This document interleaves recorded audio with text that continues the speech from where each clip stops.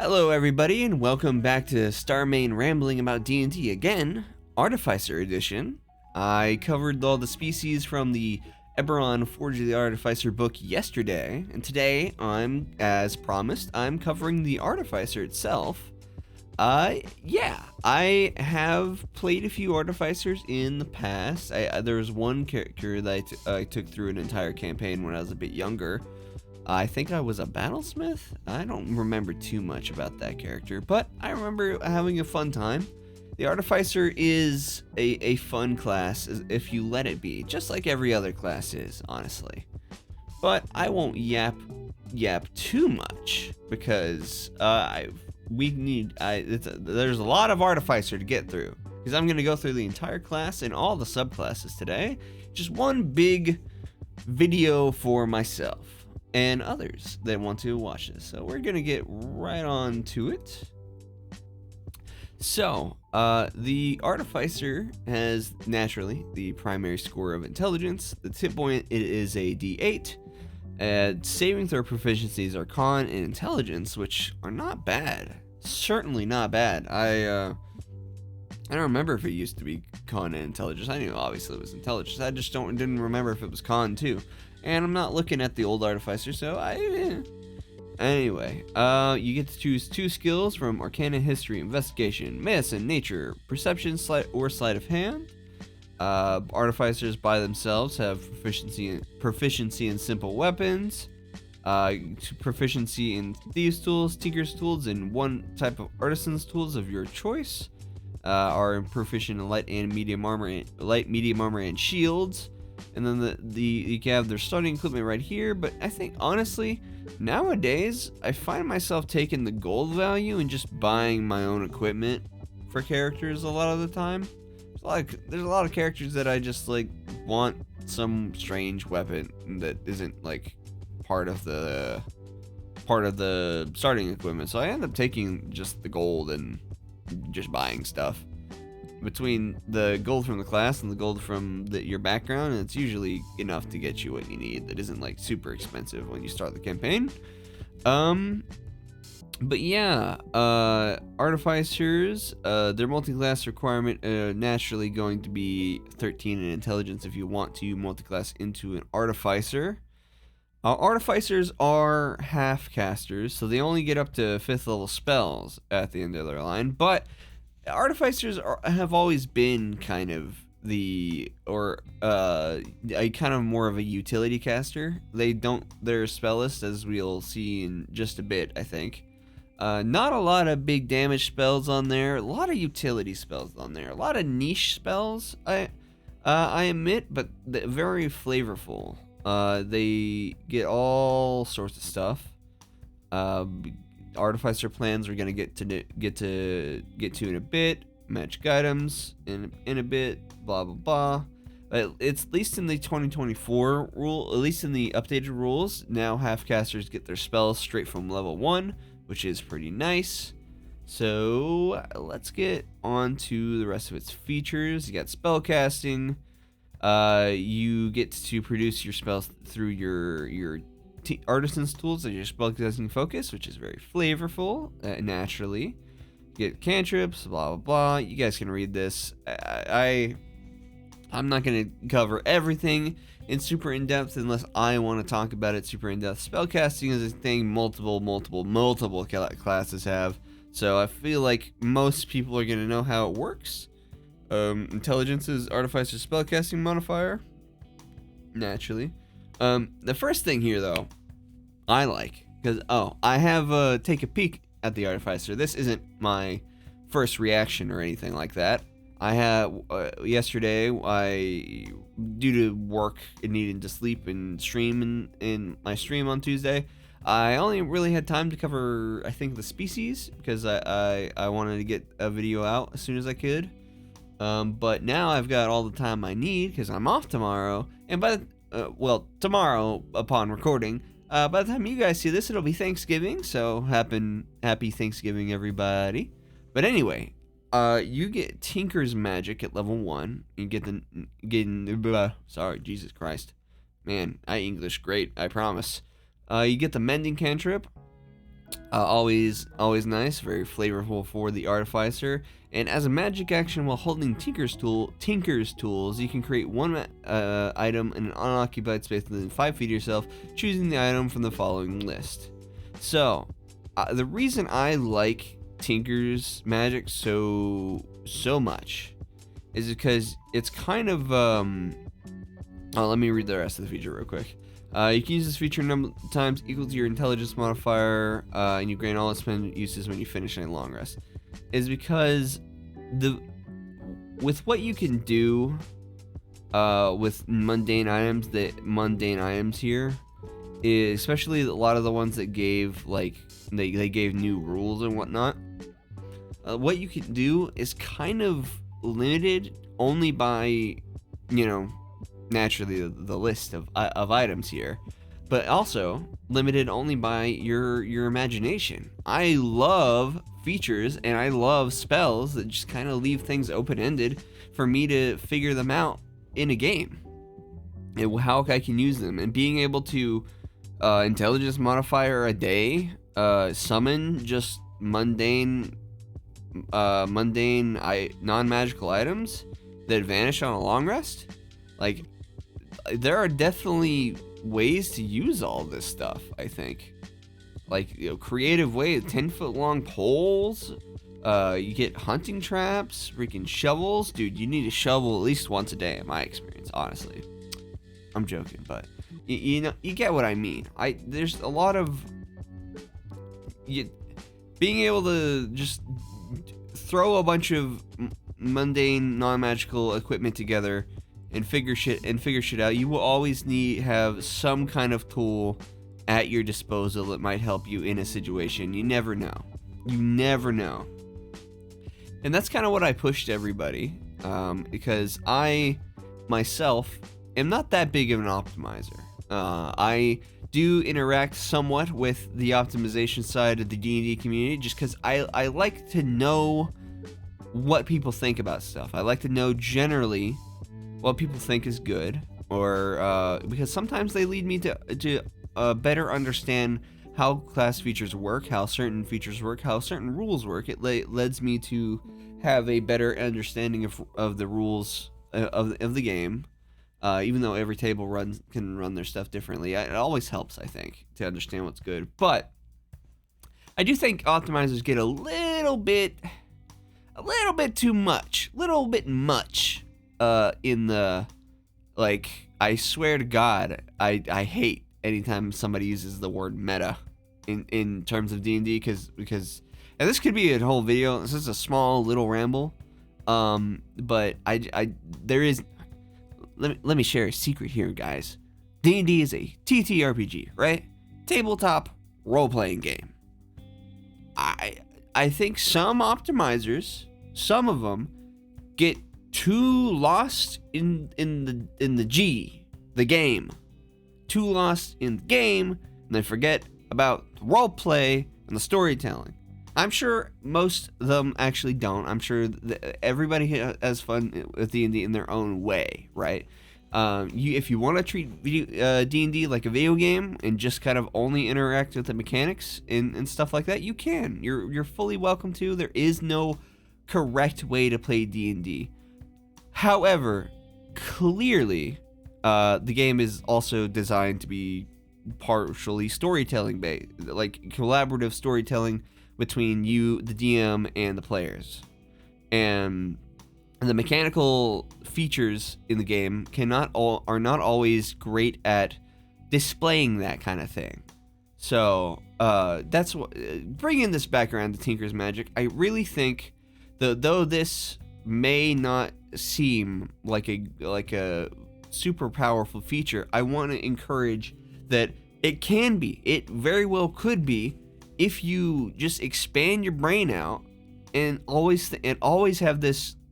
If I were to play a new Artificer with the new rules, I would always have this list up.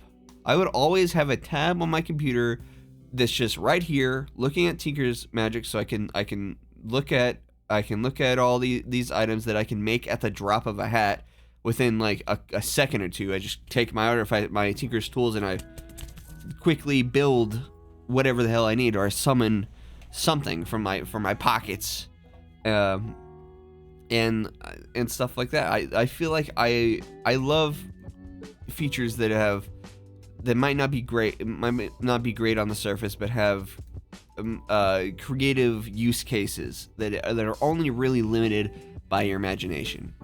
And I encourage everyone else to take optimizing with a little grain of salt, because you know what? I could make an entire video on why I think optimizing sometimes is inherently flawed in many ways. Not optimizing itself. I meant like the people that go real hard into it, like with DPR and whatnot, and yapping about the Marshall-Caster divide every other day. I think I can make a whole video on my views with that, but I won't. And sorry, this is a little bit of a ramble here, but I just love features like Tinker's Magic that don't obviously seem like fantastic. I want to play an Artificer now. Honestly, as soon as I saw this feature, being able to summon any of this stuff at the drop of a hat, for whatever purposes I can imagine, it is fantastic. I love it. Anyway, we'll move on to almost the biggest meat here of the Artificer beyond its subclasses is replicate magic item. You learn arcane plans. You get all the way back up here on the list. You get your plans known that you get to choose from, and back down. And then you can choose those, and you learn another plan when you reach certain Artificer levels. Like we show on the list. When you finish a long rest, you can create 1 or 2 different magic items if you have the Tinker's tools in hand. Each item is based on the plans you know for this feature. You get attuned to it. You reach certain Artificer levels, you can have more magic items on a long rest. You can have no more magic items from this feature than the number on your column on the table. Let me remind you all the way back up here. This column here, starting at level 2, it's only 2, and then goes up to 6 eventually. And don't forget, you can always share your magic items to your allies. Their duration and functions as a normal magic item, except its magic isn't permanent. When you die, the magic item vanishes after 1d4 days. And if you replace a plan with another plan, any magic item you made with the previous plan immediately vanishes. Any item that is like a container, such as a bag of holding, and it vanishes, its contents spill out or in space. And you can use any wand or... Oh god. Do I gotta sneeze? I'll edit that out. Okay. I randomly sneezed. Sorry. Any wand or weapon created by this feature as a spellcasting focus in... Lena? That's a weird word. And you're using a set of artisan's tools, which is interesting. I like that little bit there. And then Artificers, as we'll see with a lot of the subclasses down here after I go through all this stuff, they're exceptionally good at crafting other magic items. And I won't go through the entire Artificer magic item plans. I will pause so you can take a gander. But this is cool stuff. And for anybody that was wondering or hasn't been keeping up with the UA from the playtest material from the previous Artificer, what they were thinking of, you got used to remember the feature called Infuse item. Then there were a bunch of unique Artificer infusions that weren't that you are no longer there, and that's because they got brain fart.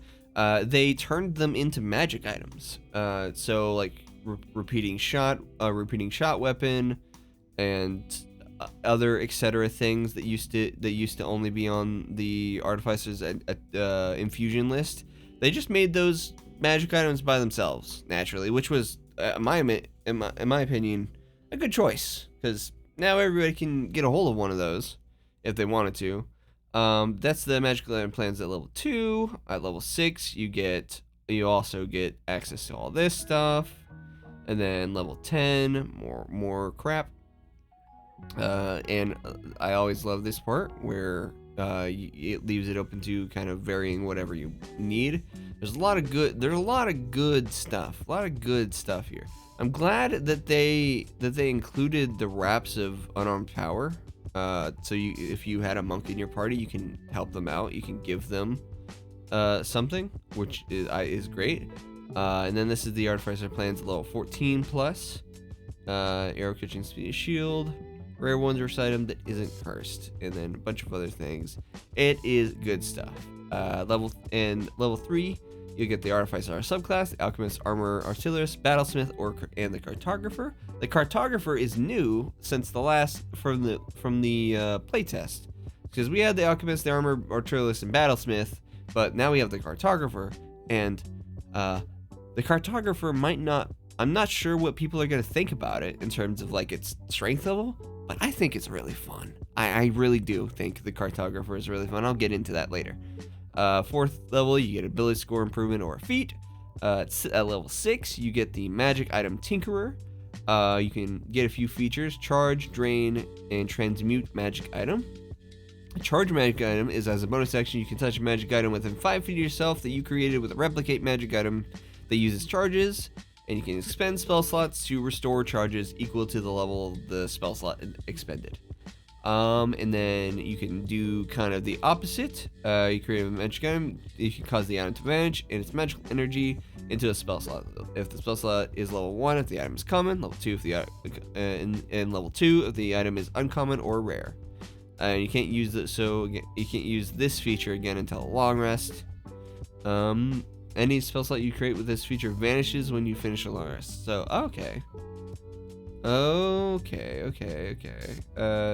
can convert his magical. Oh, I guess that could, like if you already had level 1 and level 2 spell slots already maxed and you still wanted to do this for some reason, I guess that reads that you could grant yourself. It's not like restoring it. It's not like restoring it. It's like making it into its own spell slot, like a sorcerer, which is interesting. I didn't catch that. This is also even though I skimmed through everything, this is also my opportunity to read everything in a little bit more depth for everybody, and I think of anything that drops by to me, so I always appreciate it. Transmute magic item is, as a magic item, you can touch one magic item within 5 for yourself that is created with your replicate magic item feature and transform it into a different magic item. The resulting item must be based on a magic item plan you know. Once you use this feature, you can't do so until you finish a long rest. That's cool, because as a magic action, that happens instantly. Like if you can turn one thing that you have on your list and swap it out for another thing on your plans list. That is interesting. Yeah, very interesting. I like it.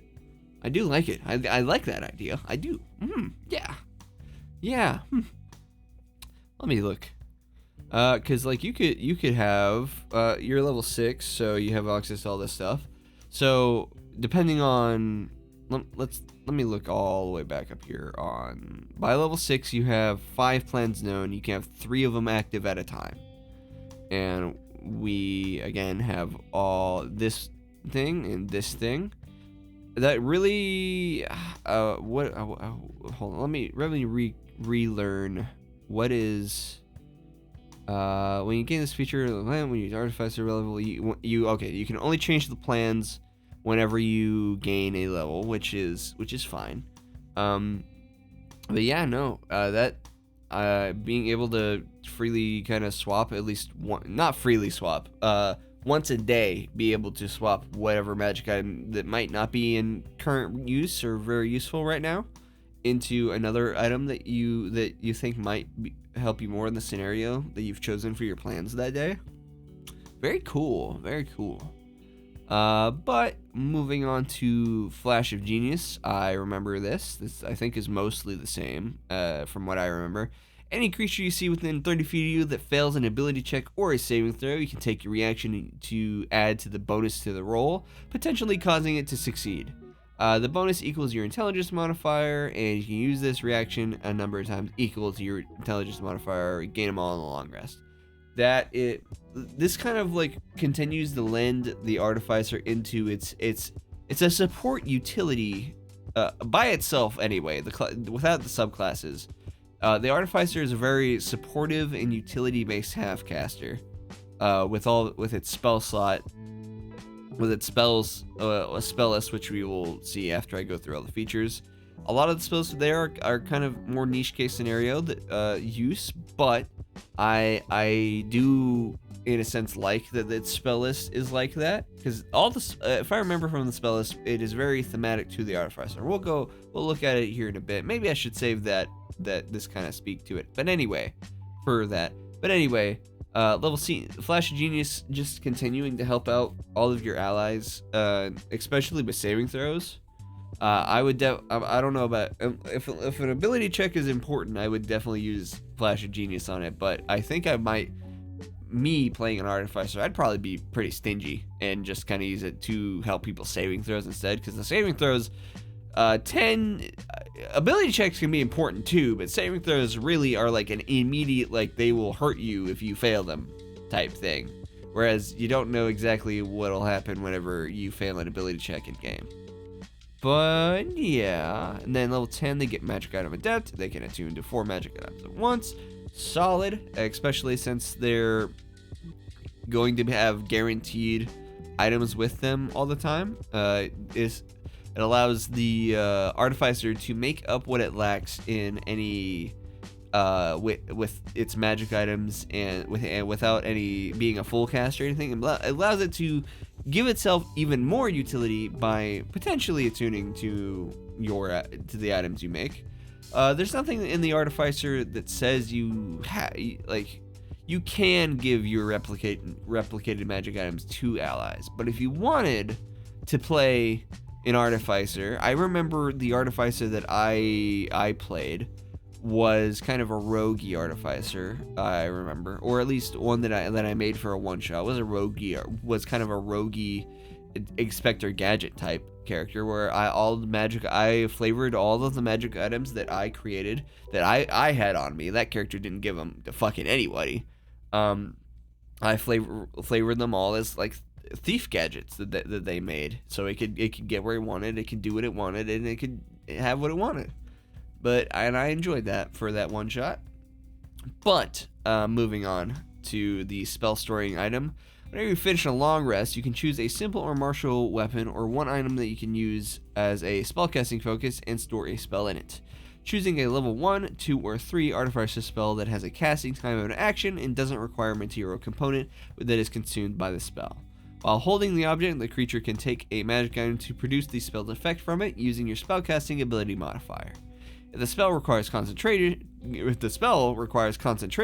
the creature must concentrate.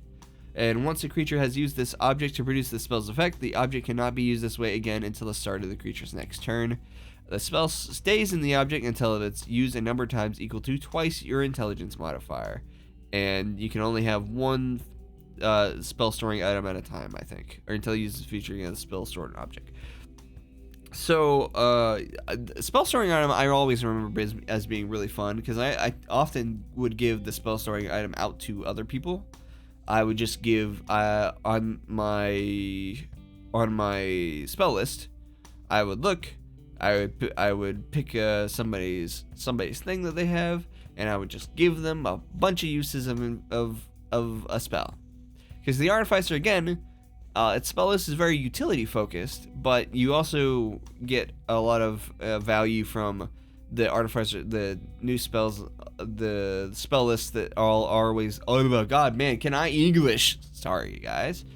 The spell lists that you get from your subclasses that are always prepared, which you are also valid for spell storing item. And depending on which subclass you have, that can range from like Fireball to Melfsaf Sidero.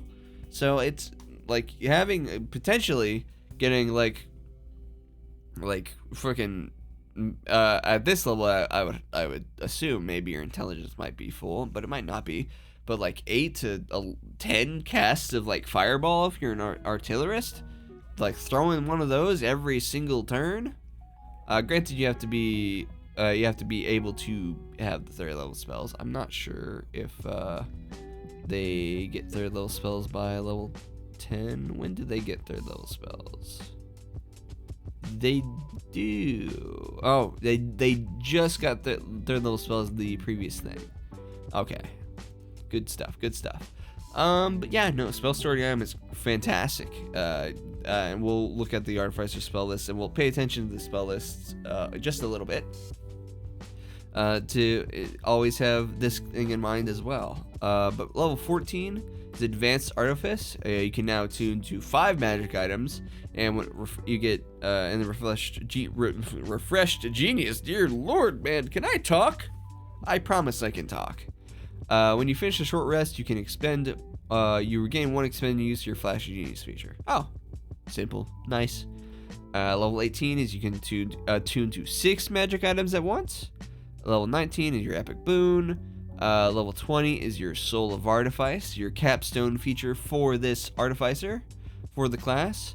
You get Cheat Death and Magical Guidance. Cheat Death is you yank any number of uncommon or rare magic items created by your Replicate Magic Item feature, and if you do so, your hit points instead change to a number equal to 20 times the number of items disintegrated. And then Magical Guidance is whenever you finish a short rest, you get all expended uses of your Flash of Genius if you have attunement to at least 1 magic item. It's an okay capstone. It doesn't inspire, wow, oh, that's crazy, or anything like that, like some capstones can. Like a fighter gets like a 4th attack, the barbarian gets automatically gets the +4 to strength and con. They can go above 20, etc. Like it's not a capstone feature that is inherently super flashy or anything like that, but it's okay. I mean, whenever it's a little late to get like a cheat death ability like many classes and subclasses get, because you're level 20. Campaign's probably, if you made it this far, which not all games do, your campaign's probably going to end soon anyway, so you might have this for like the one big fight where you expend your magic items and stuff to survive and stuff like that. But then the campaign's going to end soon, so that's all what you got to think about. The capstone features of a lot of classes and subclasses, especially level 20, is I feel like they are welcome to just go a little bonkers with them, because in D&D, if you're at level 20, your campaign's about to end. There's going to be maybe 1 or 2 big fights, and then you're going to have a conclusion to the story, if you even got this far. Again, some people don't even get all the way to 20. A natural end to their campaign occurs earlier, and they just let it rock like that. But in any case, let's take I'm not going to go over the entire Artificer spell list, but let's take a gander. Because we gotta remember that for magic item, spell story item, we gotta see what our options are. So they got a good selection of cantrips. I like True Strike here. True Strike is I picked up True Strike on my cleric that I play on Monday, because I took a background that had what was it? Magic Initiate. I snatched up True Strike for that character, and dear Lord, I have just been falling in love with True Strike all the time, because True Strike is fucking fantastic. And I also appreciate that they have Thorn Whip, because that's a fun spell. May not be the best spell, but I like the idea of it. And but in my mind, right? I love flavor. I love feeling cool. I love looking cool. So whenever I played an Artificer, I tended to, anytime I cast a spell, I would think about it and be like, I'm an Artificer. I'm going to flavor all of my spells as mini one-use gadgets, except for cantrips. I'd figure something else for them. But anything that actually uses a spell slot, I would reflavor as some kind of mini one use gadget that like destroys, and it's just like flavors free, not important, that it's not that important that my little thing came from whatever. But that's what you gotta think about whenever you have spells is let yourself feel cool. Describe what your spells look like. Describe what they do, because you could just say you cast Firebolt every round, but like you could explain that your Firebolt is like blue or something, or has like a shape to it. But they have a solid selection of cantrips. Their first level spells, we do like Cure Wounds, Disguise Self. You see what I mean? It's a lot of Identify, Long Strider and Jump. Long Strider and Jump are pretty good. It's a lot of utility stuff. Nothing here that's especially fantastic. Cure Wounds is great though. Always, Cure Wounds is always great. But because your entire spell list is mostly just utility spells for the most part, it allows you to take these utility to just kind of pick these ones up, so you will always have them around whenever you need them, and I appreciate it. That doesn't matter much to me that the Artificer spell list isn't considered great because of what we got from our subclasses. An Artificer you can build to be a weapon user with some of the subclasses. Okay, I'm back. Sorry, I had my brain shut down for a second. So whatever you lack in what would be considered power, like big damage spells and whatnot, are made up for by your Artificer subclasses and their spell lists, and your replicating magic items, and that the Artificer subclasses give you half crafting time on a lot of subclasses, right?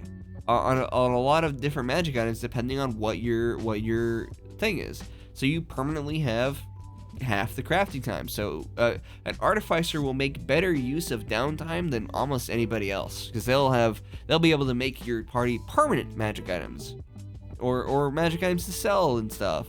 It's interesting. I could care less that their spell list is not viewed as fantastic, because it's just a bunch of utility and stuff like that.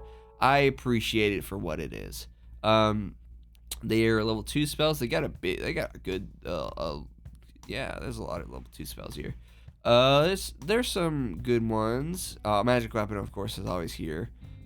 Web's always fantastic. There's a few things. There is Homunculus Servant, which maybe I should go over that spell real quick before touching on all of the subclasses. Maybe I should.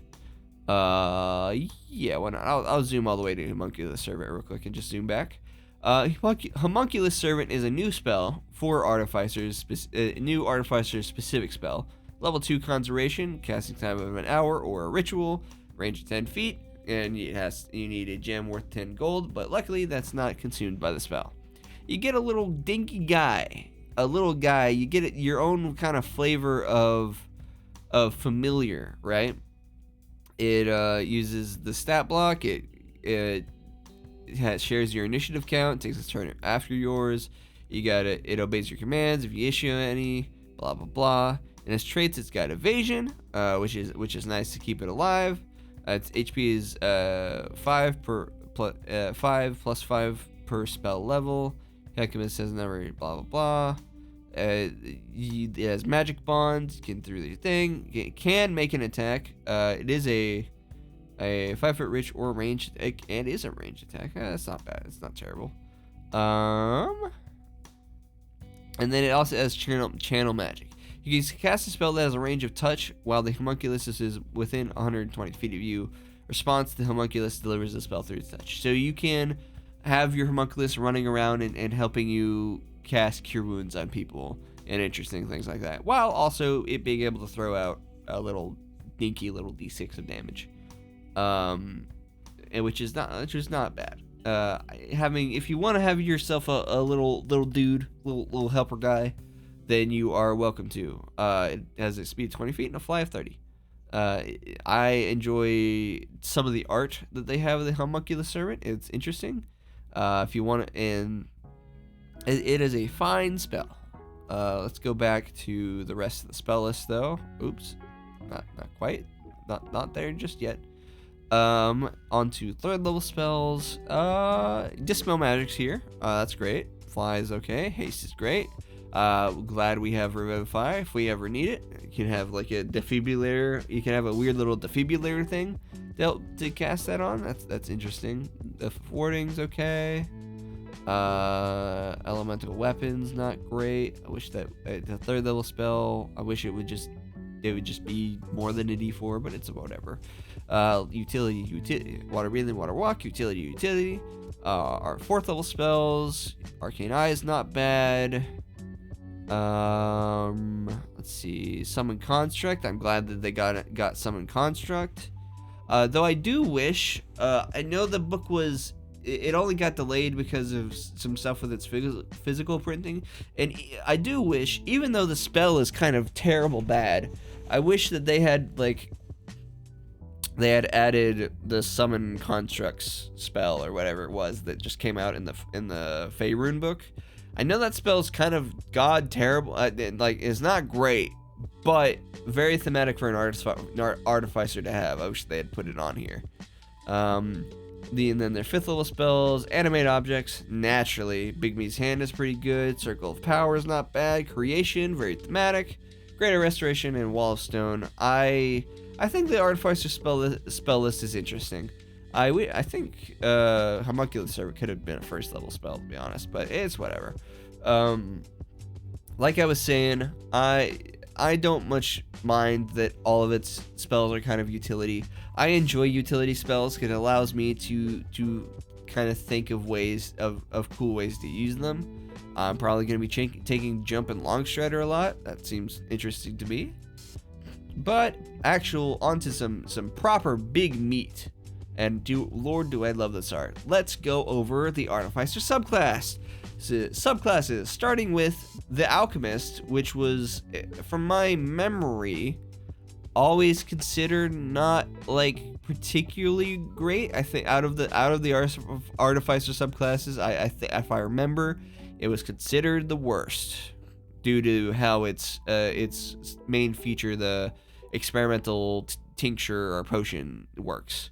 But let's see what they got. The art in this book, and I love Eberron. Eberron is my favorite campaign setting that is in like the D&D's lore and everything. Eberron is fucking amazing. I love Eberron, and I love the direction that they've used with the art, because what goes on in the art of the book, right, is that they have these reoccurring characters. Like this alchemist shows up. This alchemist shows up multiple times. I'm pretty sure this alchemist is the same character from the art that in the same character that's in the art for the Kalishtar, because I think they're a Kalishtar. They have the glowing eyes and everything. And so the art is amazing, because again, a lot of these characters continue to show up over and over again. It just I like the approach that they made with it, that these artificers are kind of sprinkled into the book, the art for the character book. But anyway, alchemists get the tools of the trade feature, and all of the subclasses are going to get this tools of the trade feature, and it's going to vary. They get alchemist supplies and the herbalism kit. If you have one of these proficiencies, you gain the proficiency with another artificer's tool or artisan's tools of your choice, and they have half the amount of crafting time for potions, which is very cool and interesting. Again, the Artificer is a utility caster, but a lot of its major utility is going to come from in permanent buffs and stuff are going to come from the fact that they can craft magic items faster than any other class. Like the permanent magic items, not their infusions. If you're in the right game, in my years of experience, how much downtime you get is a little wishy-washy from DM to DM, but I'm sure if you have a conversation and whatnot, then this can be managed, right? But also, the Alchemist gets a expended spell list, like all the ones. They are always prepared. Healing Word is good. Array of Sickness is all right. Flaming Sphere, Melf's Acid Arrow, Gaseous Form, Mass Healing Word, Death Ward, Vitriolic Sphere, Cloud Kill, and Raised Dead. I don't exactly know what people are gonna, how good people are gonna think this list is, but I think all of this very much fits the Alchemist, because the Alchemist is kind of a healer artificer, a little bit. We're gonna see with some of its features, but the Alchemist is, I think, was always kind of, it had the ability to, it was kind of like a doctor, right? It had more bonuses to healing than the other artificers did, except for the Battlesmith. The Battlesmith has something interesting that allowed it to heal too, but that was like level 9 or something like that. I think it was Arcane Jolt. Yeah, we'll get to the Battlesmith. But yeah, no, spellless is fine. Not a lot of these spells I don't think are particularly super big standouts, but they're all very thematic to the Alchemist, which I will always prioritize them picking spells that are thematic to the Alchemist. Though I'm not sure why Flaming Sphere is here. Maybe there could have been a different second level spell. But you can always flavor it like you're setting your gas on fire or something. Whatever. I will always wish I hope they will always pick spells that are thematic to the subclass that they're going for, rather than the ones that are perceived as like good. I much rather have things fit together and be thematic with each other than them pick potentially more boring options that are maybe better mechanically, but just kind of diverge away from the flavor. But they also get the main feature they get, the Alchemist's most important feature, sort of. Maybe not its most important feature, but like the thing you know it for, is the experimental elixir. When you finish a long rest, when you're holding your Alchemist supplies, you can magically produce 2 elixirs. For each elixir, roll the experimental elixir table to determine the elixir's effects, which is triggered when someone drinks the elixir. It appears in a vial, vanishes when it is drunk or poured out. If the elixir remains when you finish a long rest, the elixir and its vial vanish. I am so glad that they get 2 of them, and they get 2 now, so you actually have some like utility. So you can actually like get an elixir that could be useful for whatever thing you need it for. The thing. God, why can't I English? Sorry. The thing with the experimental elixir is that it wasn't. These options that we'll get to weren't fantastic, and it was okay. Creating additional elixirs.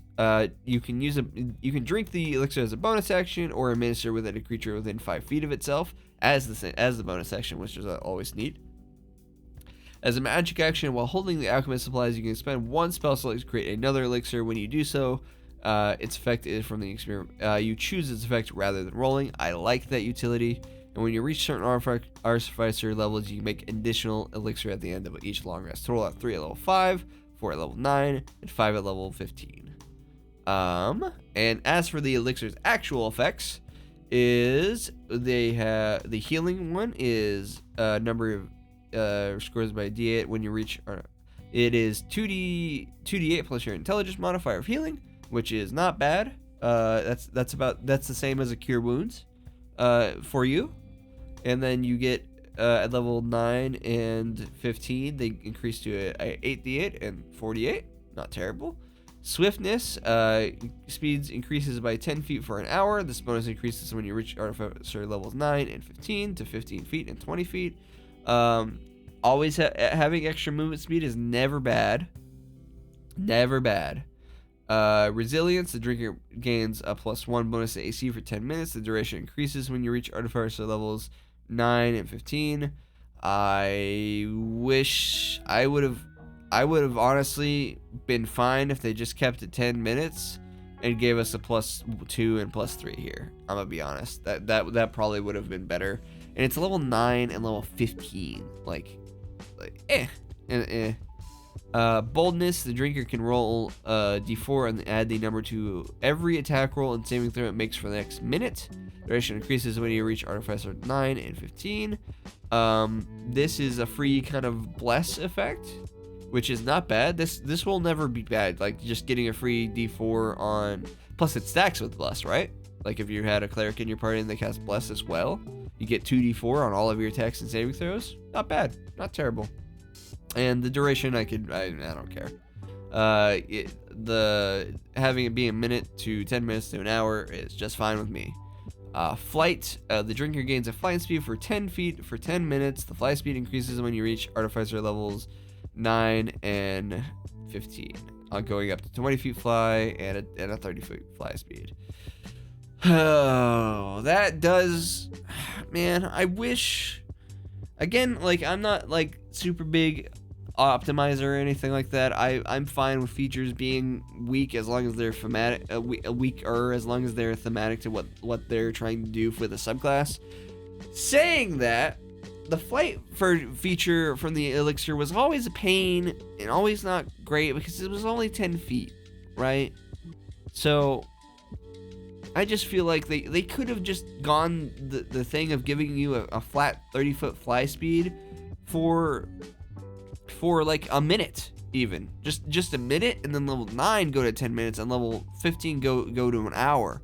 Have that be the duration increase instead of like the speed increase, because then I don't know, flight's always good. You're gonna have a flight speed at 10 feet for 10 minutes, so I don't know if I'd be using that in combat due to it's only a 10-foot fly speed, but maybe for out of combat purposes, sure, why not? But that was the experimental elixirs. Let's go to Alchemist Savant. When you use your Alchemist supplies as a spellcasting focus, you gain one roll. You gain a bonus to one roll of the spell. When you cast a spellcasting focus, you gain a bonus to one roll of the spell. The roll must restore hit points or be a damage roll that deals acid, fire, or poison damage. The bonus equals your intelligence modifier, minimum of 1. That's not terrible. So you're adding your intelligence modifier twice to any healing spell you do for your cure wounds and your healing word and etc. I'll take it. And then it deals, and it's any spell when you cast a spell. So this acid, fire, or poison damage will also work on your cantrips. That's a solid little boost for those too. Not terrible. Level 9 is restorative reagents. You can cast lesser restoration without expending a spell slot and without preparing the spell, provided you use alchemist supplies as the spellcasting focus. You can do so a number of times equal to your intelligence modifier, blah blah blah. Lesser restoration, I admit, I always have it prepared on my cleric, but for some reason it just never comes up that I actually need to cast it on people. So I've been thinking, do I even really need restoration prepared? Then I look at the rest of my cleric spell list and I'm like, I might as well just keep it on here. But having free casts of it a couple times a day, just gonna make sure that freaking, what is it, blinded, god damn, stop, blinded, deaf, and paralyzed or poison are never gonna be an issue for the most part. Paralyzed especially. You don't want to be fucking paralyzed in the game. Auto crits is bad. Auto crits on you is very nasty. But the Alchemist's capstone feature is level 15 Chemical Mastery. You get Alchemical Eruption when you cast an Artificer spell that deals acid, fire, poison damage to the target. You can also deal 2d4 force damage to that target, and you can use this benefit only once on each of your turns. So again, it says Artificer spell, so that includes our cantrips, which I've been scaling this whole time as well. And you get an extra 2d8 to any of your cantrips to deal acid, fire, or poison on top of your spell list here. That'll apply on Ray of Sickness, Plague Sphere, Acid Arrow, Vitriolic Spear, and Cloud Kill. That'll apply to a lot of your spells that you just got. But that's not bad. At level 15, not too bad. You get chemical resistance, you gain resistance to acid damage and poison damage, and you also have immunity to the poison condition. Immunity does not get thrown around too often, so cool. And you get 2 damage types that are really, really, really common. However, you are also level 15 if you even got this far in your campaign. These are pretty good damage types to have resistance to. There's a lot of things that do poison and acid damage, but it is a little late for those resistances to come on. But hey, I'm not complaining. And then you get Conjured Cauldron. You can cast the Tasha's Bubbling Cauldron without expending a spell slot, without preparing the spell, and without material components, providing you are using the Alchemist spell as the spell casting focus. Once you use this feature, you can't use it again until you finish a long rest. Tasha's Bubbling Cauldron is a 6th level spell. Because it's important to the class feature, let's actually take a look at it, because I don't remember exactly what it does. It's a 6th level action. You do not need the material component for the Alchemist. Bubbling liquid appears in occupied space. Liquid cauldron duplicates the properties of a common or uncommon potion of your choice, such as the potion of healing. As a bonus action, you or an ally can reach into the cauldron and withdraw 1 potion of that kind. The potion is created in a vial that disperses when the potion is consumed. The cauldron can produce a number of these potions equal to your spellcasting modifier minimum of 1. When the last of these potions are withdrawn from the cauldron disappears and the spell ends. Potions obtained for the cauldron that aren't consumed disappear when you cast this spell again. When you cast this spell again, when does it say the duration? The spell's duration is for 10 minutes. Does that mean the potions only last for 10 minutes, or they last until I don't know. For my reading, I think this means you could use this out of combat, pull a bunch of common and uncommon potions out of there, and then they'll last until you cast Tasha's Bubbling Cauldron again, or maybe they only last 10 minutes. I don't know. Throw that in the comments if you are aware. But yeah, I think they definitely made the Alchemist a lot better than it used to be. Being able to have more than one experimental elixir and getting more of them all day, and they scale pretty all right. It's pretty not bad. Lesser restoration, tosses Bubbling Cauldron, get a solid little damage boost to the cantrips and stuff like that. Not bad, not terrible. And I will be back in just a moment to go over the armorer. Okay. And I am back to go over the Armorer, which this fantastic arcane art of their arcane armor is great. I love it, amazing. I'm pretty sure, as well, that this character is the changeling we see in the Changelings art, because that changeling is holding like this mask and goggles. So I think that's very cool and interesting that these characters keep returning throughout the book. It's freaking awesome. But the armor also gets tools of the trade. They actually get armor proficiency with heavy armor. They get proficiency with smith tools. If you don't blah blah blah, you can choose another one if you already have smith tools. You get armor crafting, and they half the time of crafting non-magical or magic armor. It's great, cool stuff. And their spells are Magic Missile, Thunder Wave, Mirror Image, Shatter, Hypnotic Pattern, Lightning Bolt, Fire Shield, Greater Invisibility, Pass Wall, and Wall of Force.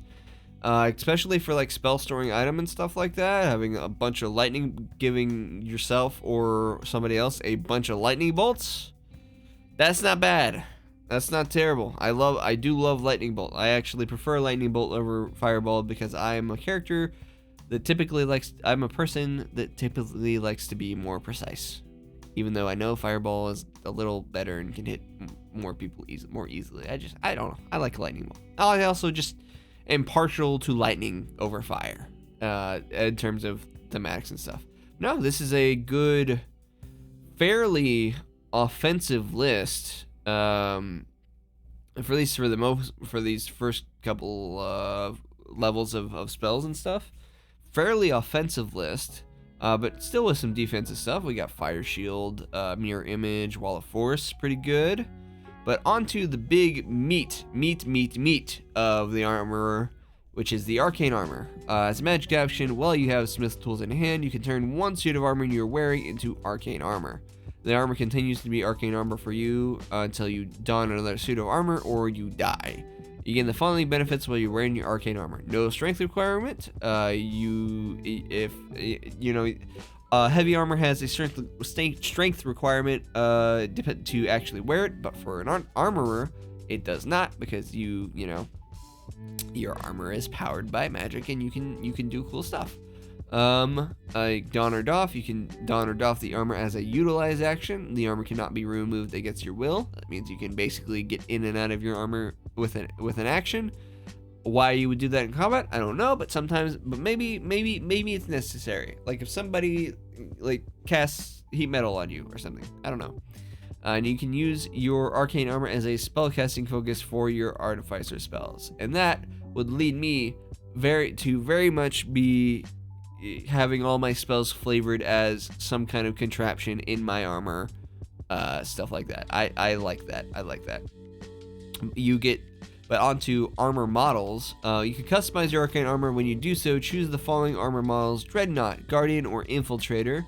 The model you choose gives you a special bonus fist while you wear it. Each model includes a special weapon.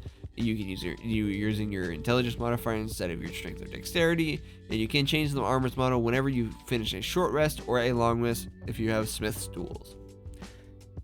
So, they actually, from the old Artificer, added a third one here, and we have it up first. The Dreadnought. A towering juggernaut in battle. You get Force Demolisher and Giant Stature. As you get an arcane... Force Demolisher is an arcane wrecking ball, or a sledgehammer, or whatever other thing you can think of. It's not going to really... You can flavor any of these weapons that you get as anything, as long as they still do the stuff. It has the reach property, deals d10 force damage on hit. If you get a creature that is at least one size smaller than you with the Demolisher, you can push the creature up to 10 feet straight away from you, or pull the creature up to 10 feet towards yourself. And then Giant Stature. As a bonus action, you can transform in a larger armor for 1 minute. For the duration, your range increases by 5 feet. If you are smaller than large, you become large, along with anything you are wearing. If that isn't enough room for you to increase your size doesn't change. You can't use this bonus action. You can use this bonus action equal to the intelligence modifier, gain it back on long rest. So the Giant Stature is supposed to help you do the push or pulling thing, like one size smaller than you with a Demolisher. I think, unfortunately, that it does kind of limit this thing, because I don't think later on the Giant Stature does not, you don't continue to get bigger.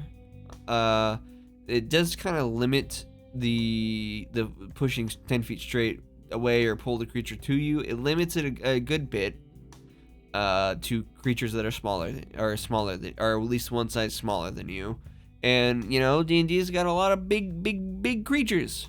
I honestly just wish that this limitation wasn't here, as long as it wasn't, because pushing and pulling 10 feet on is not a big deal. It is not a big thing that needed this kind of limitation. This is good though. Still, it is fun.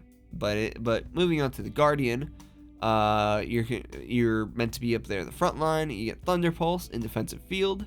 You can discharge concussive blasts with strikes in your armor. They count as a simple melee weapon and deal 1d8 thunder damage. It has disadvantage on attack rolls against other targets other than you until the start of your next turn. And then defensive field is while bloodied, which means when you're at half HP or lower. You can take a bonus action, gain temporary hit points equal to your Artificer level, and if you lose these temporary hit points, if you take off the armor. I think they could have just have it be able to do this every turn and it not be that big a deal.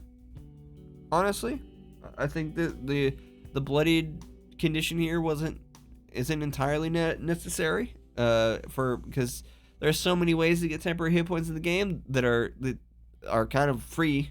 So But onto the Infiltrator, you get the Lightning Launcher, Powered Steps, and Dampening Field.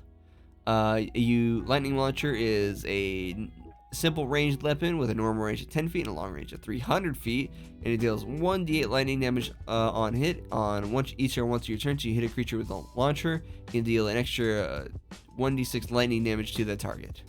Good stuff. Powered steps, your speed increases by 5 feet. And dampening field, the advantage on dexterity stealth checks. If the armor imposes disadvantage on such checks, the advantage and disadvantage cancel each other out as normal. So you can the flavor, not the flavor, the utility of being able to switch between these types of armor out on a long rest is, don't get me wrong, fantastic. Good option there for people that want it. Though I tend to imagine myself just kind of focusing on one of these armors at a time. For like a character, like I might build an armor that's more stealth based. I might build an armor that I really lean into protecting my allies and stuff. Or I might build an armor that I'm gonna focus on doing damage, and that's what I would probably use Dreadnought for. So I don't know. That's just what comes to mind to me. These Dreadnought, Guardian, and Infiltrator would be separate characters to me, but having the ability to switch between them on a long rest is fully reasonable and fantastic. I do love it. Their level 5 feature is extra attack, always good. Level 9 is improved armor. You get armor replication and improved arsenal. You learn an additional plan for your replicate magic item feature. It must be the armor category. If you replace that plan, it must replace it with another armor plan. In addition, when you create an additional item with that feature, the item must also be in the armor category. So you basically get a free armor plan and another free ability of your free magic item that you can use with your replicate magic item. It just has to be an armor. And naturally, you used to do, it would assume that you might be having the replicate magic item on your armor. So that's always good.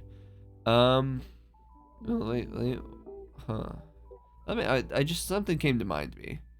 Simple melee weapon with a reach property. I think even though it has the reach property and the 10 force, I think you could still use a shield, right? With Juggernaut or Dreadnought, I mean. I don't think it doesn't say anything that it has the two weapon. It only has the reach property, not the two-handed property. So I think you could still use a shield and have a force demolisher. Huh. Cool. Interesting and cool. I think that you can do that with all this, but I don't know. It just came to mind that like I could be tanking it out and get an armor, get a shield along with me. But also improve arsenal. You gain a +1 bonus to attack and damage rolls made with a special weapon of your arcane armor model. Great, yeah. No, it's just a increased chance to hit. It is only a +1. I feel like we could have done something more creative here, maybe, or introduced better scaling or something for it. Because I know they do scale down here, but it might have helped if we got scaling at level 9 and scaling at level 15 down here. But it's a +1. Not bad. The only issue you come to find with subclasses that give you enhanced, like a special attack, is that magic weapons exist, and oftentimes, sometimes they might just be better. So, especially, I mean, your magic items you might be able to create with as an artificer might just end up being better than these launchers and the thunder gauntlets and blah blah blah. But it is what it is. Level 15 is perfected armor. The Dreadnought, and they get increased damage. The Dreadnought, the damage dice that your force demolishing increases to 2d6. In addition, when you use your giant stature, your reach increases to 10 feet, and your size can go to huge. Not bad. And you have advantage on strength and strength saving throws for the duration.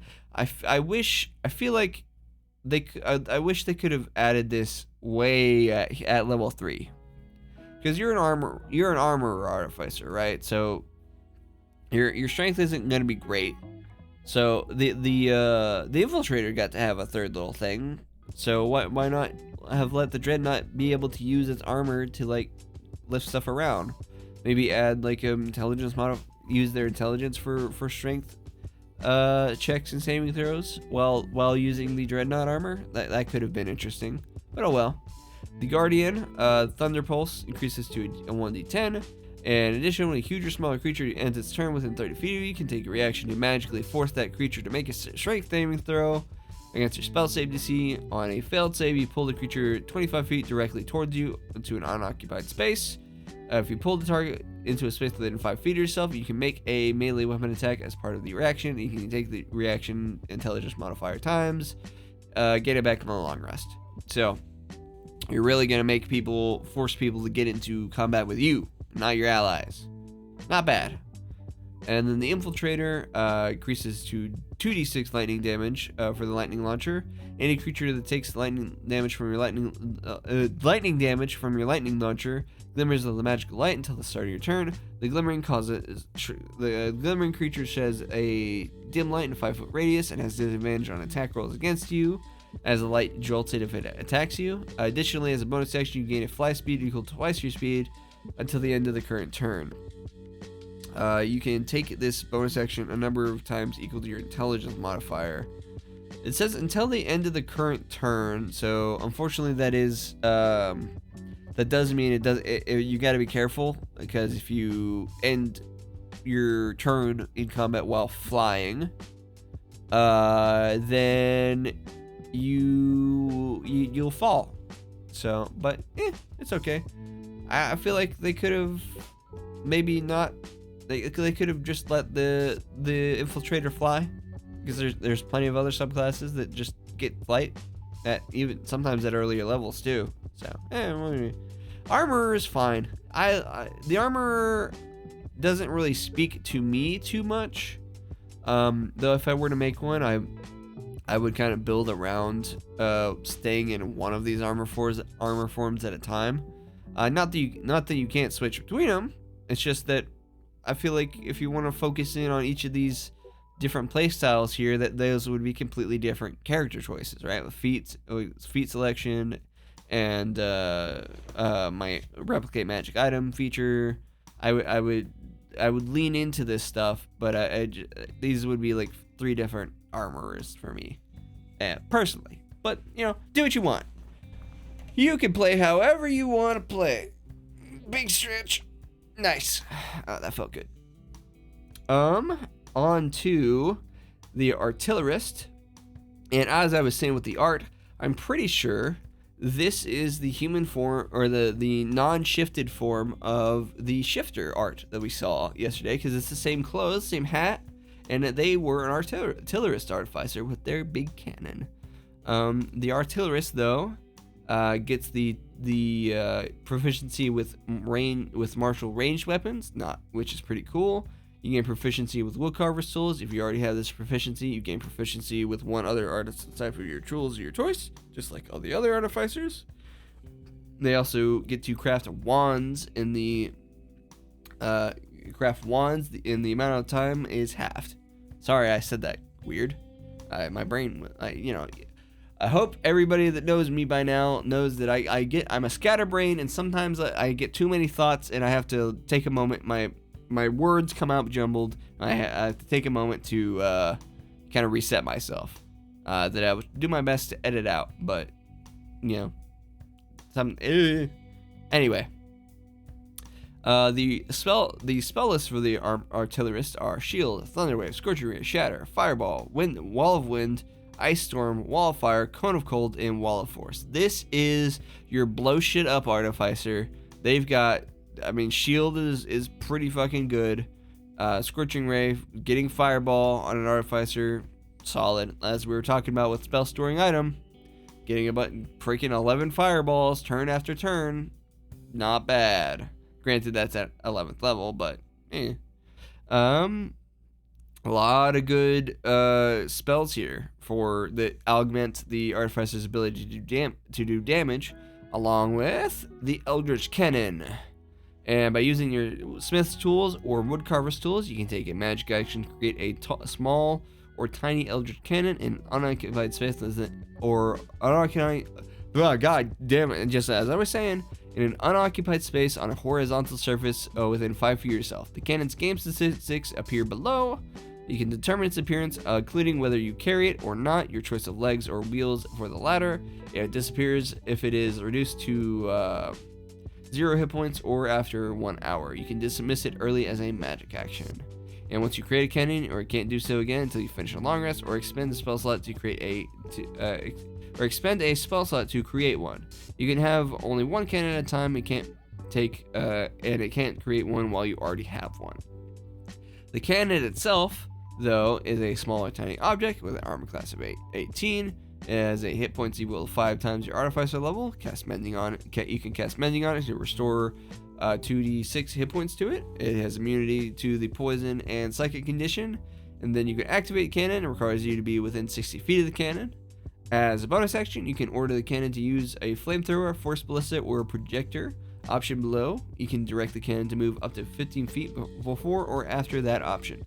Or, like we said here, you can just also hold the cannon and just use its abilities as a bonus action, naturally. But though if you let it have legs, then it can only move 15 feet. It has the flamethrower, which is a 15-foot cone. Dex save against 2d8 fire damage, and then lights everything on fire that's in that cone. The force ballista is 2d8 force damage within 120 feet. That's pretty solid. If the target is a creature, it is pushed up to 5 feet away from the cannon. That's good stuff. Good stuff. And the protector, the cannon emits a burst of positive energy that grants itself and each creature of your choice within 10 feet of the cannon a number of temporary hit points equal to 1d8 plus your intelligence modifier. So this is what I was talking about when I was going over the Guardian armor. Like the Artillerist Artificer gets to give everybody temporary hit points all the time. So why it is the without having to be bloodied or anything. So why does the fucking Armorer have to be bloodied to give itself temporary hit points? Anyway, I love Eldritch Cannon is fun. I have played an Artillerist before. The Artillerist is an amazingly fun time. I would highly recommend it. It is fantastic fun. But moving on to Arcane Firearm, when you finish a long rest, you can use your woodcarver's tools to create special sigils into a rod, staff, or wand. I kind of wish that they had given they did wand crafting for the Artillerist, but I wish they could have gotten like wands, staves, and rods, because that is its kind of gimmick. But though maybe they're saving staves for another Artificer subclass sometime in the future. You never know.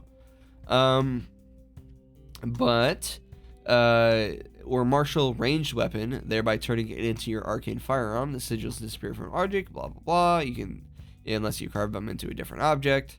You can use your arcane firearm as a spellcasting focus for your Artificer spells. When you cast an Artificer spell through the firearm, roll 1d8 and you can gain a bonus in one of the spell's damage rolls equal to the number rolled. This really kind of just a solid little damage boost to your cantrips and your spells and whatnot. Just a d8, not bad.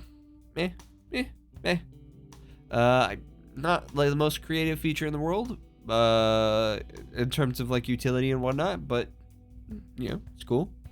And then at level 9 you have the explosive cannon. You get the cannon you create is more destructive. It gets detonated in firepower. Your cannon takes when your cannon takes damage, you can take a reaction to command the cannon to detonate if you are within 60 feet of it. Doing so destroys the cannon and forces each creature within 20 feet of it to make a dexterity saving throw against your spell save DC, taking 3d10 force damage on a failed save or have as much damage on a successful one. And then firepower is the cannon's damage rolls and number of temporary hit points gained by the protector increased by 1d8. Not bad. Just a damage increase and temporary hit points increase across the board. And though exploding your cannon removes your little subclass thing for a little bit, do not forget that we can create another cannon by expending a spell slot. Any spell slot. Which means first level, second level, whatever.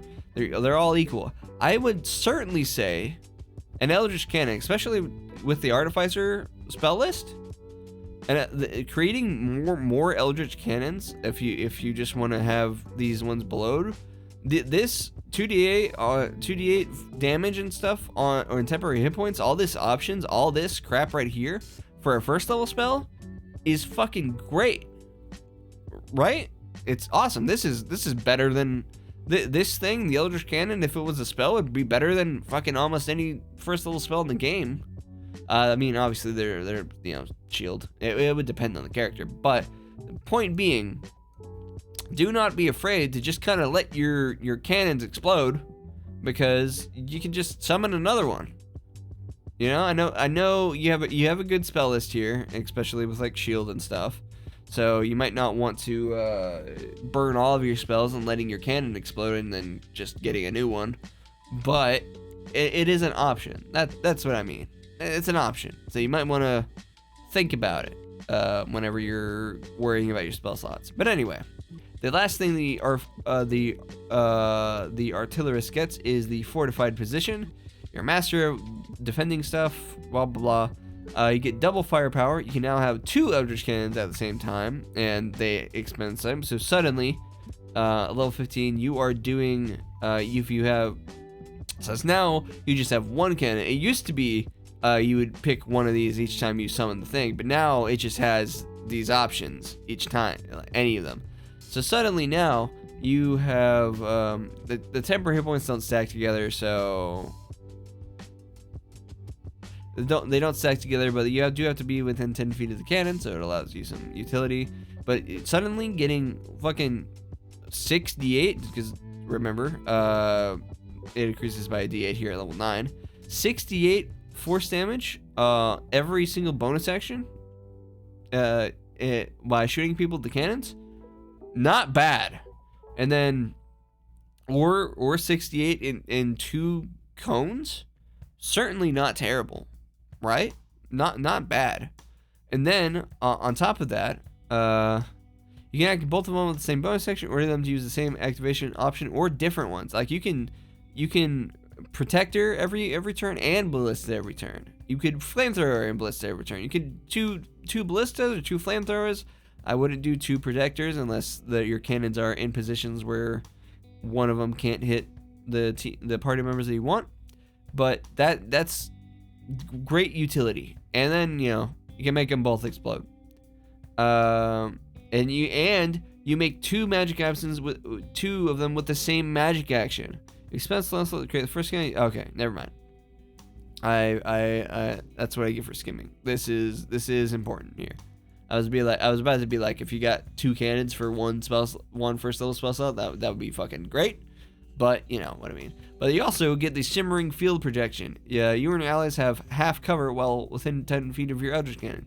+2 to AC and sorry. +2 to your AC and dexterity saving throws for half cover while within 10 feet of your cannon, especially if you're taking the this stuff where you're holding your cannon or holding one of your cannons, or hell, maybe you're holding both of your cannons and they're just like shoulder cannons and stuff like in video games. But yeah, half cover doesn't stack, so you're just because you're in one field doesn't mean you're gonna be in both fields. But no, Artillerist is really, really, really strong because it has a good spell list with actual damage spells. The Eldritch Cannon is good for damage and stuff like that. It's a great thing. Onto the Battlesmith though, I love this art. This guy shows up in a lot of art, and it's fucking great. I really enjoy what he's done with the Steel Defender. It's pretty funny. It's pretty interesting. I do like. This guy gives me real like private investigator vibes, especially with what he's doing with a lot of other art. He's examining a body and stuff like that. I enjoy it. It is a combination of protector and medic. Example of defending others while repairing both material and personnel. Day of their work, they are accompanied by a steel defender. They get level 3 to their trade. They get smith's tools, and they are especially great at crafting non-magical or magical weapons. Pretty fucking cool. They also get the battlesmith spells. They get heroism and shield. Shield's always nice. All real nice. They get shining smite. Smite spell, interesting. Warding bond or a vitality. Conjure barrage or a purity. Fire shield. Banishing smite and mask cure wounds. Or a vitality is pretty fucking snazzy. Pretty good for this thing. I was saying the Alchemist is kind of a healer, a healing artificer, or at least his bonuses to it. But the Battlesmith is also that kind of way. I always viewed the Battlesmith as kind of like an artificer paladin, and you'll see with Arcane Jolt here in a little while what I mean. But it's interesting. They also get battle ready. Which has arcane empowerment and weapon knowledge. When you attack with a magic weapon, you can use your intelligence modifier instead of your strength or dexterity modifier. Pretty good. Expands the amount of weapons that your battlesmith could use pretty effectively. You gain proficiency with martial weapons, and you can use the weapon with which you have proficient as a spellcasting focus for your artificer spells. Sweet, sweet, sweet. You will also, big thing, get your steel defender, which is the battlesmith is a lot of things. It's like I like to think of it as the artificer, like kind of like a paladin like artificer, but also it's a pet class, so it's like a mix between like protecting and healing, but also having kind of Beastmaster stuff in there too.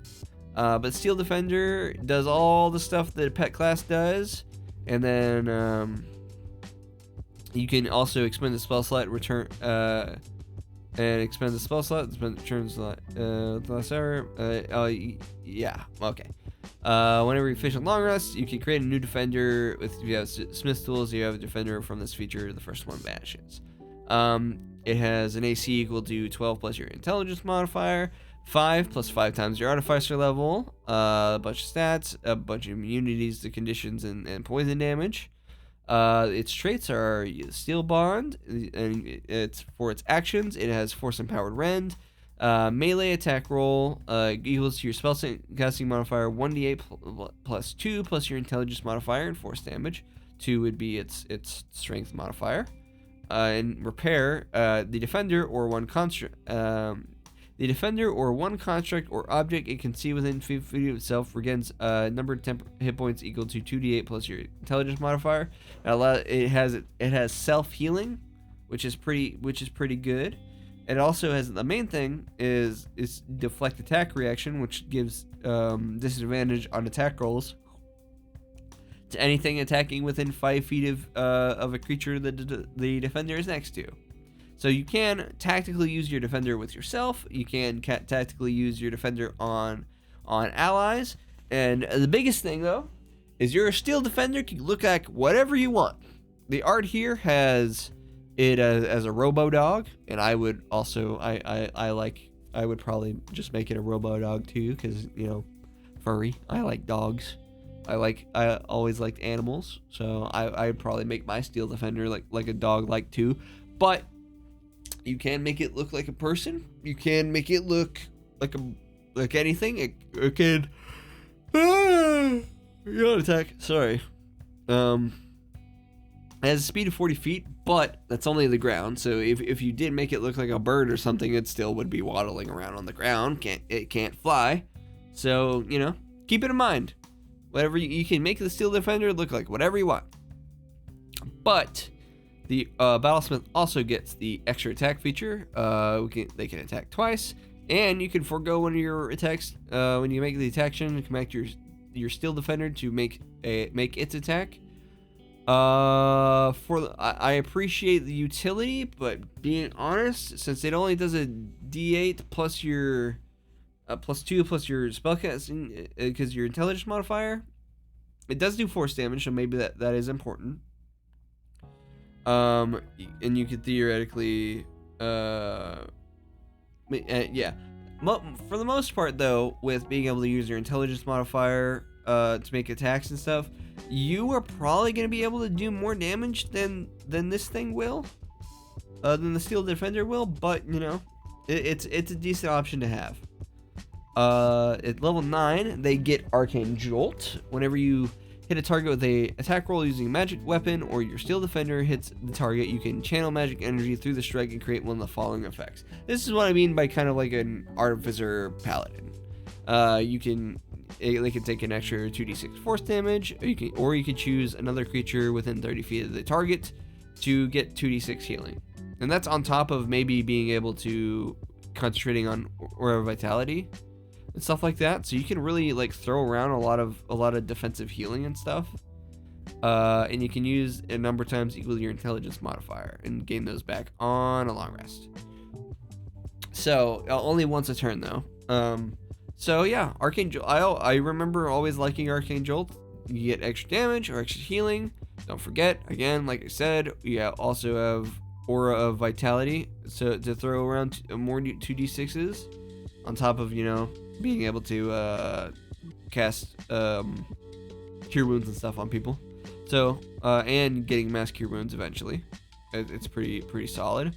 But at level 15, they get Improved Defender. Your Arcane Jolt and Steel Defender have become more powerful. The Improved Jolt, they increase to 46, so that's 46 healing or 46 damage. Intelligence modifier times a long rest. And whenever your Steel Defender uses Deflect Attack, the attacker takes 4 damage equal to 1d4 plus your Intelligence modifier.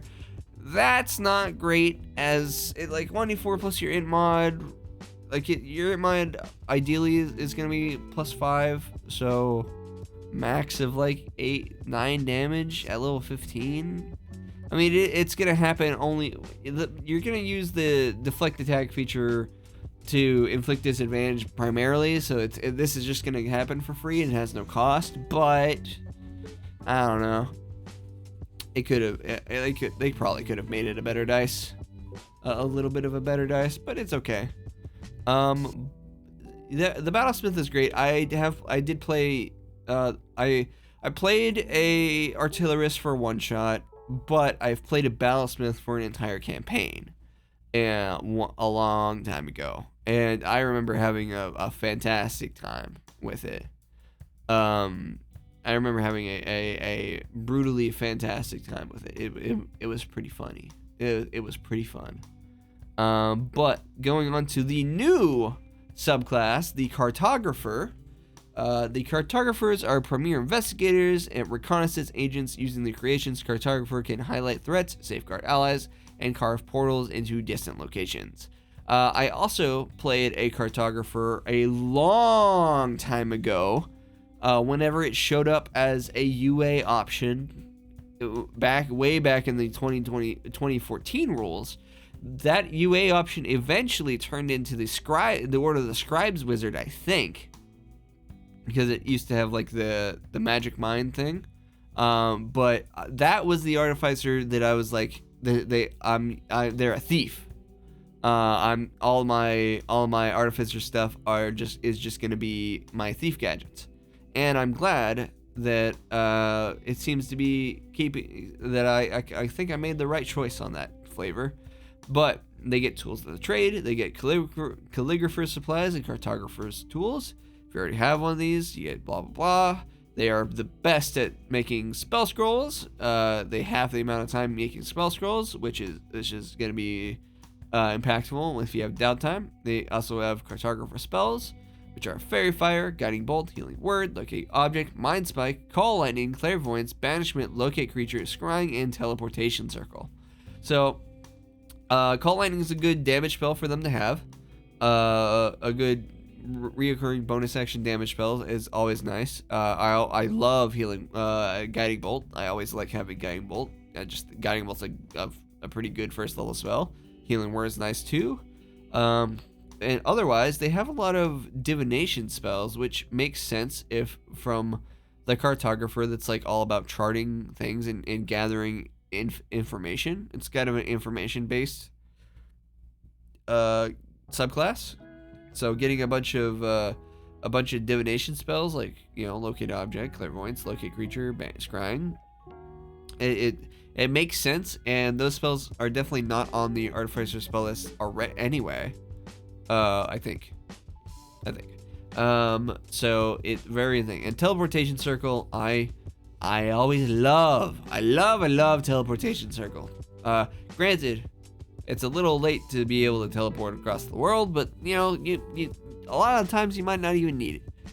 In any case, at level 3, you get the Adventurer Atlas. Whenever you finish a long rest, while holding your Cartographer's tools, you can use that tool to create a set of magical maps by touching at least 2 creatures, one of whom can be yourself, up to a maximum number of creatures equal to 1 plus your intelligence modifier.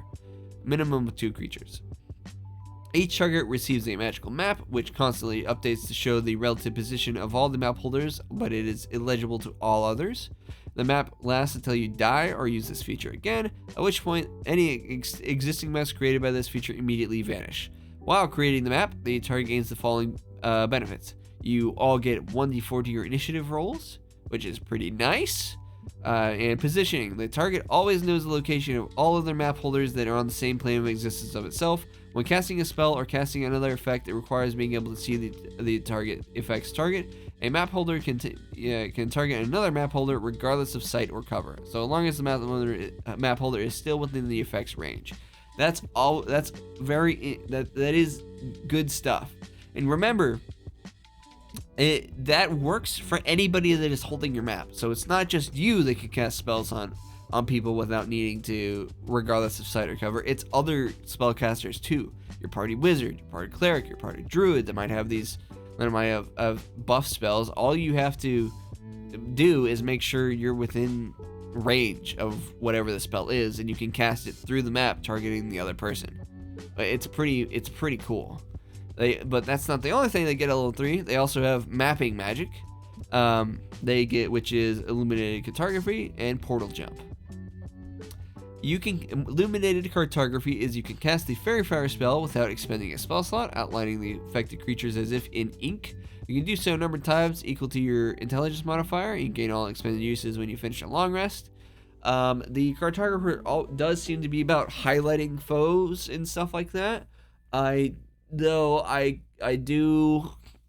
Fire is a concentration spell. Granted, as an Artificer, you probably don't have too many better things to concentrate on. At least not at this level. Maybe as a Cartographer, you might want to do like Call Lightning, because that's a pretty good spell.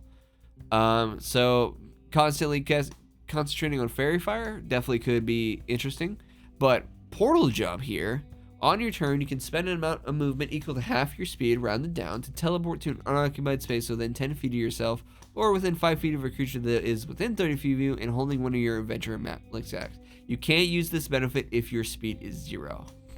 So, a potential 30-foot teleport if you're other party members with your map, or a 10-foot teleport by using half your speed. So, 10 feet may not sound like a lot of distance, and it is not. It is not. Don't get me wrong. It is not a lot of distance. However, this does not require any bonus action or any action or anything except for your expending your movement, and you can spend movement up to half your speed. So if you needed to, you can portal jump twice, right? You can spend the first half of your speed to port another 10 feet. And then the last half of your movement speed, another 10 feet somewhere else. So, do not let it fool you that a 10-foot teleport is very short distance, because don't get me wrong, it is, but it is completely free, no resource required except for your movement speed, which means you can use this pretty much as you want out of combat. Teleporting, as long as you can see the location, this means you can go through prison bars, you can go through windows, you can teleport through, as long as you can see that your destination, going through doors and going in, like, again, there is no expenditure of any resource for these teleports. You can constantly 10-foot teleport all the time, especially out of combat where your speed doesn't count in factor. Well, theoretically, you get your speed back every 6 seconds, right? So you can teleport twice every 6 seconds or 2. But though the Cartographer is not like super, I don't know what people are gonna think about the Cartographer, to be honest. I'm excited to see what some of the I've said before, I am not an optimizer. However, I do like watching optimization content on YouTube, despite my misgivings with DPR and stuff like that, and you know that's a whole different video to talk about that stuff. But I do like to see what people are generally think of that stuff. I think that the Cartographer, even just here, without even going over its other features, is very interesting just because of portal jump here. And oops, I did not mean to do that. Just on having free teleports with no resource expenditure. I know there's a lot of classes nowadays that have like the 30-foot Misty Step all the time, but you know, that's still a resource. That's only usually proficiency bonus times a day, whereas portal jump is endless and free, except for your movement speed. So, and being able to teleport between your party members. So I think portal jump can lead to a lot of interesting out of combat utility because it is free. Like this is like hopping in windows. As long as you can see where you're teleporting, you're good, right? And then etc. But let's move on to the rest of its features before I get yap too much. Level 5, they get guided position. Once per turn, when you cast a spell from your Cartographer spells or a list, or hit a creature affected by your Fairy Fire with an attack roll, you can attach your add your intelligence modifier to 1 damage roll and spell attack. In addition, when taking damage, you can't lose concentration on Fairy Fire. It really wants you to use Fairy Fire a lot. At level 5, I mean, we're not going to have Call Lightning until level 9.